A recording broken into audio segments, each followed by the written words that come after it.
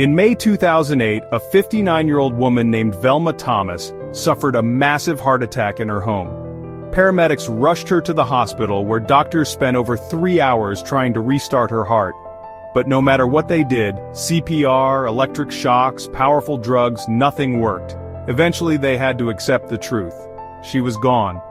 They turned off life support, called her time of death, and her family began saying their goodbyes.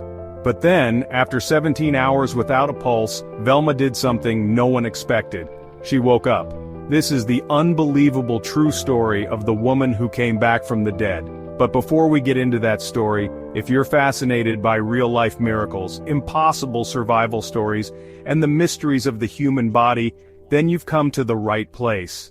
Make sure to hit the like button and subscribe so you don't miss any new content. Now let's get into today's story. Velma Thomas was a mother and a beloved member of her West Virginia community. She lived a quiet life, but on May 22, 2008, everything changed in an instant. That afternoon, Velma suddenly collapsed in her home.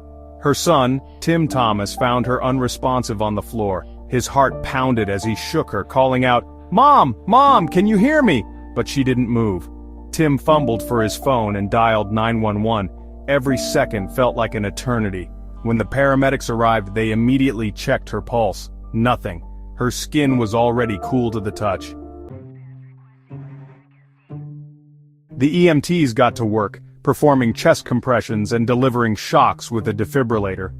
Each time Velma's body jolted from the force of the electricity, but her heart remained silent. No rhythm, no life. They loaded her onto a stretcher and rushed her to Charleston Area Medical Center. The ambulance siren wailed as they sped through the streets, but deep down, everyone in that vehicle knew she wasn't responding. Time was running out. At the hospital, a team of doctors and nurses took over. They pushed epinephrine and other life-saving drugs into her veins. They performed round after round of CPR. The defibrillator paddles were placed on her chest again. Clear. Her body convulsed, then fell limp. Nothing. Doctors worked for over 3 hours trying to restart her heart, and then the monitor flatlined. At 7:28 p.m., they called it. Velma Thomas was dead. Doctors informed Velma's family that there was nothing more they could do. Machines had been keeping her body alive, but now that her heart had stopped, they removed all life support. Her son Tim stood beside her hospital bed holding her lifeless hand. He had just lost his mother. Nurses began preparing her body for the morgue. Velma's skin grew colder. Rigor mortis started to set in. Tim called other relatives to tell them the news. One by one, they arrived, crying, grieving, trying to make sense of it all. Hours passed. Then, something happened. A nurse noticed something strange. A monitor near Velma's bed beeped. At first she thought it was a mistake, maybe a malfunction, but then another beep, and another. Velma's heart was beating. Doctors rushed into the room, eyes wide in disbelief.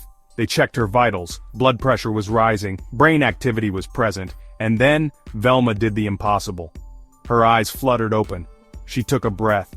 She looked at her son and said, "What happened?" Tim gasped. His mother, who had been dead for 17 hours, was now awake, speaking and completely aware. Doctors were in shock. This wasn't just a revival, it was a miracle. After being clinically dead for 17 hours, Velma Thomas should have suffered massive brain damage. Oxygen deprivation for just 4 to 6 minutes can cause irreversible neurological failure. She had been without a pulse for nearly a full day. But Velma, she was completely fine. No memory loss, no paralysis, no cognitive decline. It was as if she had never died at all. Days later, she walked out of the hospital on her own 2 feet. Doctors still can't explain what happened. There are theories, of course.